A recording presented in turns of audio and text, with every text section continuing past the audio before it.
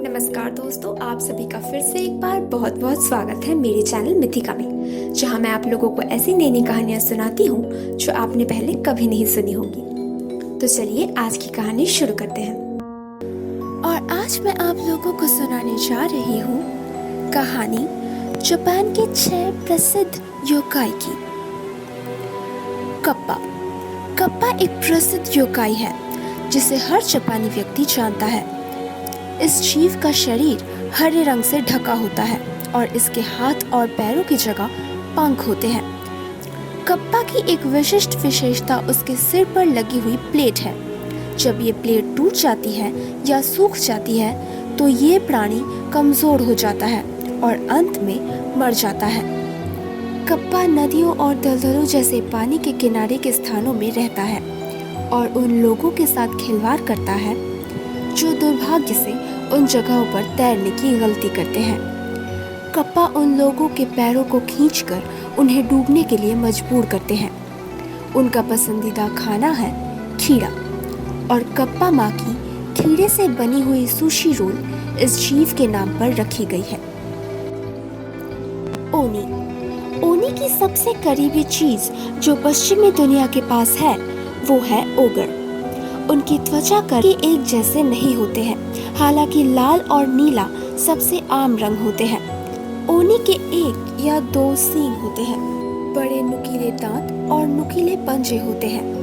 वो आमतौर पर अलग अलग हथियार रखते हैं, लेकिन क्लब उनमें से सबसे आम हथियार है। कहा जाता है कि वो नर्क में रहते हैं और जो लोग अपनी जीवन काल में पाप करते हैं ओनी उन्हें सजा देता है। जापान की नामाहागे उत्सव में ओनी मांस का उपयोग किया जाता है। तेंगु। तेंगु एक लाल चेहरे वाला योकाई है जिसकी एक लंबी नाक होती है और वो एक तपस्वी भिक्षु के कपड़े पहनता है। लोग इस योकाई से डरते हैं क्योंकि ये लोगों के लिए विपत्तियां लाता है, लेकिन पूरे देश के अलग अलग क्षेत्रों में इसे पहाड़ों के देवता के रूप में भी पूजा जाता है। जाशिकी वाराशी एक आध्यात्मिक प्राणी है जिसकी कहानियां कई वर्षों तक पूरे टोकोकू क्षेत्र में सुनाई जाती थी। ये एक बच्चे की तरह दिखता है और कपड़े पहनता है और एक इंसानी घर में रहता है। इसे सौभाग्य का प्रतीक माना जाता है और ये जिस घर में रहता है उसे समृद्ध करता है, लेकिन जिस घर को छोड़कर चला जाता है वहाँ गरीबी आ जाती है।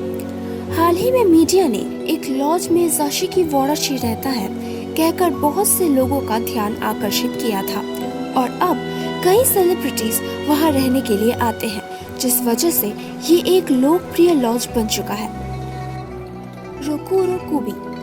रोकुरो कुबी एक योकाई है जो अक्सर जापानी शास्त्रीय साहित्य और निबंधों में दिखाई देती है।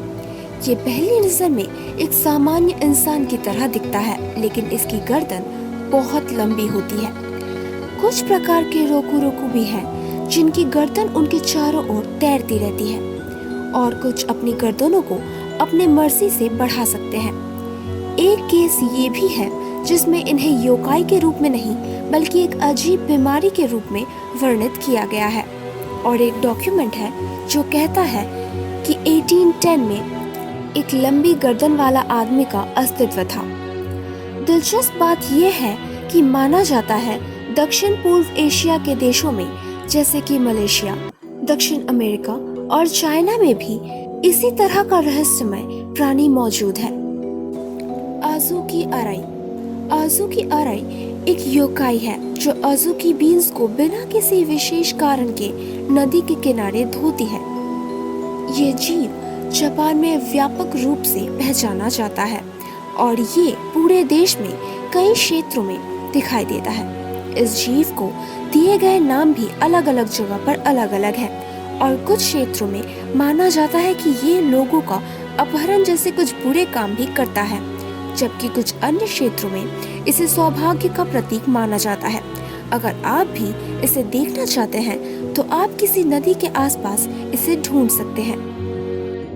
तो दोस्तों, कैसी लगी आप लोगों को आज की कहानी? अगर अच्छी लगी हो तो प्लीज इसे लाइक कर दीजिए। नीचे कमेंट सेक्शन में लिखकर जरूर बताइएगा कि आप लोगों को कैसा लगा और प्लीज़ प्लीज़ प्लीज़ मेरे चैनल को सब्सक्राइब कर दीजिए और हाँ, अपने दोस्तों के साथ शेयर करना बिल्कुल मत भूलना।